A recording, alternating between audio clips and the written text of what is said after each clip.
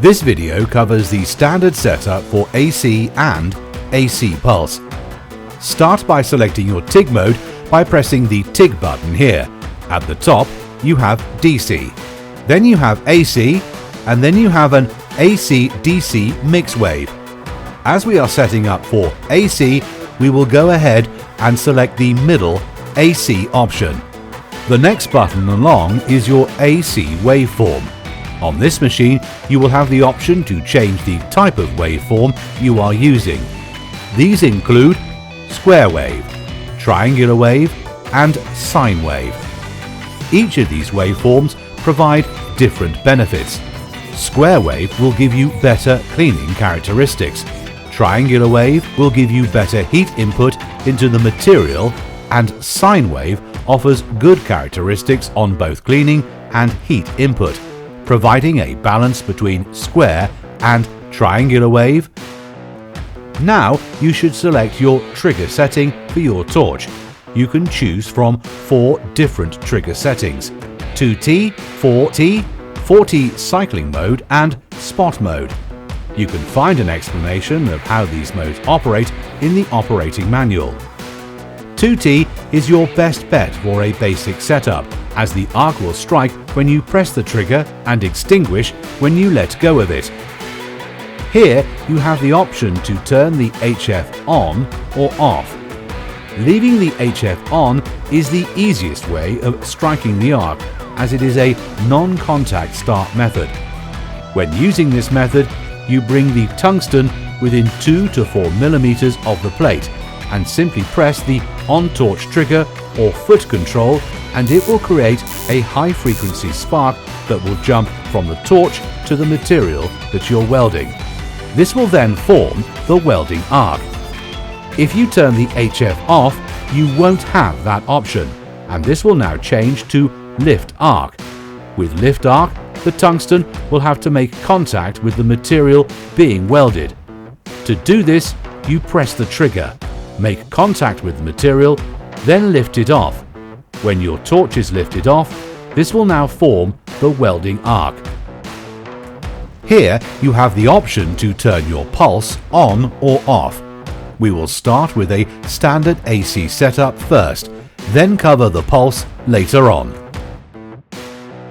To make your way through the various settings, simply rotate the dial to switch between each of the parameters. You can adjust within the TIG process. To adjust the desired parameter, you simply press the dial in. This will allow you to increase and decrease the value of the parameter that you have selected. The first LED diagram you will come to is for your pre-flow gas. What this means is the time in seconds of gas flow before the arc starts. For example, if you set it for 0.5, that will allow half a second of gas flow before the arc has started.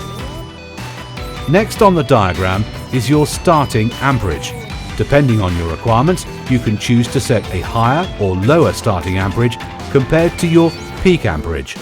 Following on from this, altering the slope in time, which can be set up to a maximum of 15 seconds, determines the time taken for the starting amperage to reach the peak amperage, which you will set next.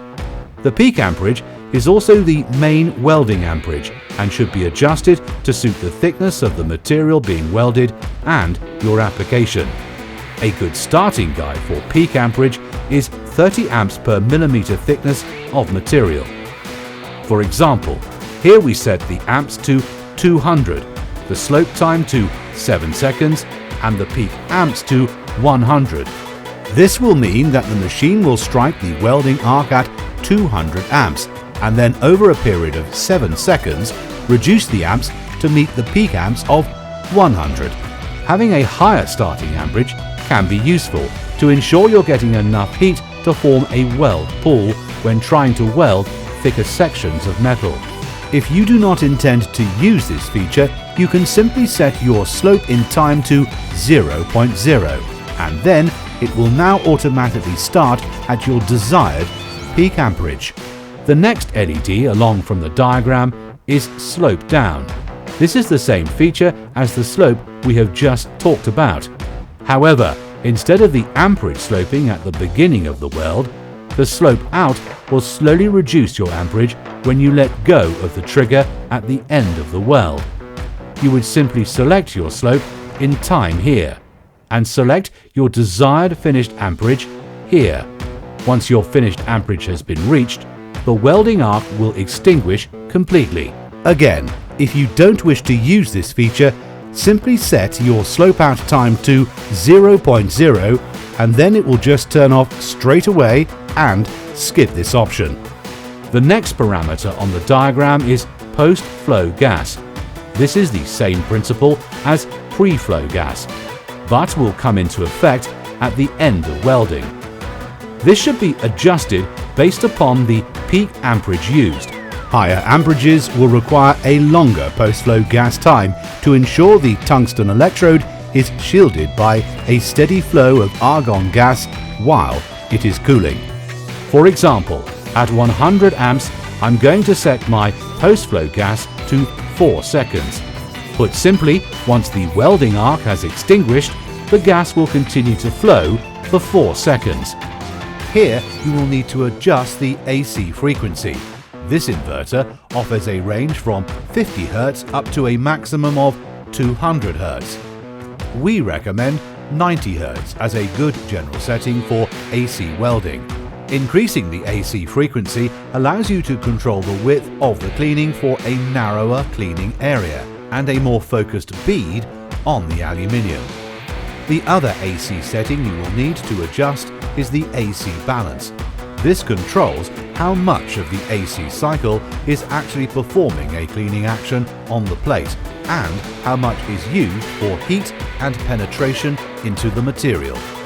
It is vitally important that the AC balance is set up correctly. An incorrect balance can provide too much heat into the material whilst not cleaning and lifting the oxide from the metal efficiently. In contrast, not enough heat into the material will not be enough to form a weld pool and put too much heat into the tungsten, resulting in a large ball forming on the end of the electrode. Either of these setups would result in a poor looking weld. Typically, 40% is a good AC balance setting to provide both good cleaning and penetration. Okay, so that is the standard setup for AC. Now we will cover the setup for AC pulse mode.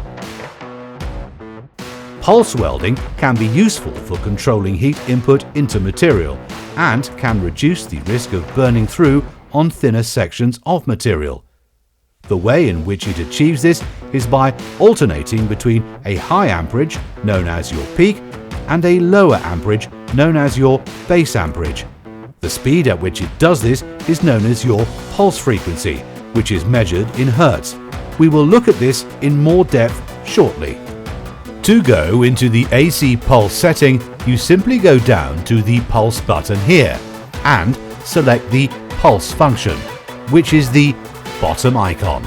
In the pulse setup, the settings we adjusted in the standard AC setup are still relevant and operate in the same way. This time, however, as we have just discussed, as well as the peak amperage, you will have to select a base amperage. As a basic setting, the base amperage should be set at 50 to 60% of what your peak current is. For example, if I set the peak amperage to 100 amps, I would set the base amperage to 50. As mentioned earlier, pulse frequency is a parameter that determines the speed of the pulses and will need to be adjusted to suit your application. The pulse frequency in AC setup is limited to 10% of the AC frequency you have selected. Since this machine has a maximum AC frequency of 200 Hz, the maximum pulse frequency is 20 Hz. Pulse frequency is typically measured over a period of 1 second, and as such, a pulse frequency of 1 will give you 1 pulse every second. When used correctly, higher pulse frequencies allow you to achieve narrower weld beads and give you a more focused welding arc as well as greater control over your weld pool. The other setting to change in pulse is called pulse balance. This is the balance of your peak and base amperage. So, for example, we set this to 50%. It will spend an equal amount of time in the peak as it will in the base.